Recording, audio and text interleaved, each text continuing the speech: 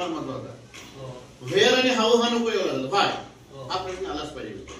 समंदर का पानी नीला क्यों है, काला पीला इतने सारे दुनिया में कलर है, नीले कलर का क्यों है?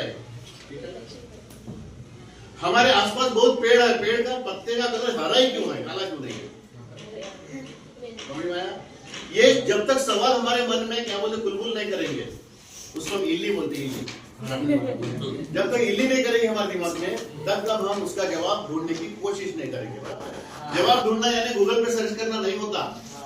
माय डियर स्टूडेंट्स, अगर आप गूगल पे जाओगे और बोलोगे मैंने ये तीर मारा है, दैट इज नॉट तीर, बिकॉज़ गूगल में बहुत कुछ है, बैठे बैठे मिल जाता है।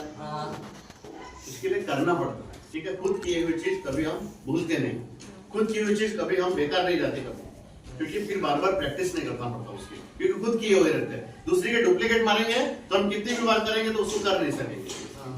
तो इसीलिए कभी भी खुद के मन में सवाल आना चाहिए। उनके मन में आया नीला क्यों पानी है, वो उसके बॉटम तक गए, और जब जिस दिन उनके मन में यह सवाल आया उस दिन उसका जन्म हुआ, किसका?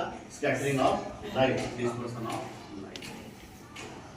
आणि मग त्यांच्या मनात जेव्हा असा प्रश्न आला तेव्हा असं वाटलं त्यांना, बघा रमन आजकाल आपल्या शाळेमध्ये खूप सारे इक्विपमेंट असतात, कंपाऊंड मायक्रोस्कोप असतो, महाग असे महागडे असतात, बरोबर आहे, सोलारचे खूप सारे इक्विपमेंट आहेत, इलेक्ट्रिकचे इक्विपमेंट आहेत. त्या काळामध्ये तसं नव्हतं, कारण पैशाची खूप चंचन असायची.